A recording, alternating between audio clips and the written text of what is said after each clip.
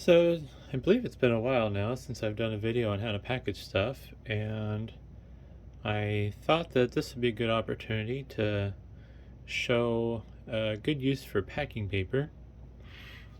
And I really don't like packing paper, but I do find it is useful for things that aren't fragile. And I didn't used to package these cables this way, but I realized that there was enough weight left over, or well, the weight of the item was low enough where I could still fit under the 12-ounce first class rate. So I finally found a good use for my packing paper that I'm happy with. And inside of both these boxes is just 20 random loose SATA cables. What I used to do in shipping these is I would take 2 square feet of bubble wrap, kind of line the bottom with one piece, put the cables in like a big clump, and then put another piece of bubble wrap over them. And there's multiple reasons for that. So this box right now just has loose SATA cables in it. Well, shake shake. They're not going to get damaged, but it just isn't a good look in my opinion if people get their item and it's all rattling about. But also on top of that, the box is squishy.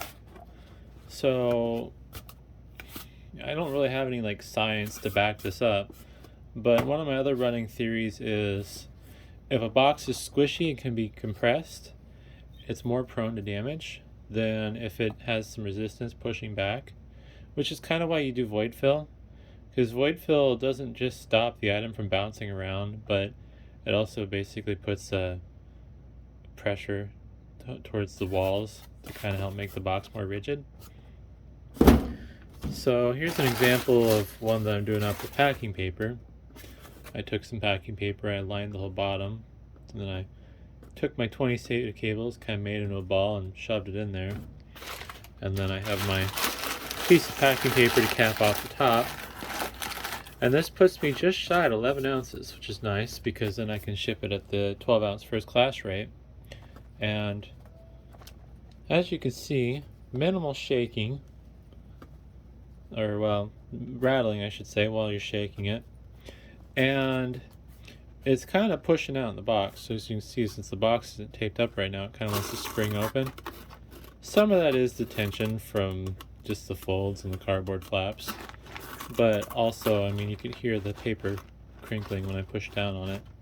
The paper's pushing back. And when holding these two boxes, if I push down, this one with the paper void fill feels a lot more sturdy than with no void fill, because the box is kind of caving in on itself. So yeah, that's basically a good use though for packing paper, because these aren't particularly fragile. Like, I wouldn't ship a SATA cable in a bubble envelope. I'm sure there's plenty of people that do it, but like, I don't want my customers to get damaged stuff.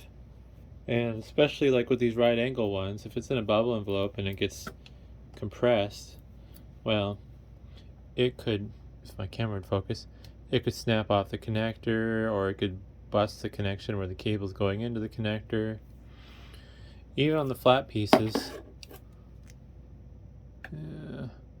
you just got that tiny little piece of plastic in the bottom that can get compressed in or cracked.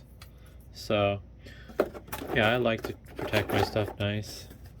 Odds are, will this make it? Sure. But this looks more professional, and this increases your odds of success. So hopefully that's interesting, and thanks for watching.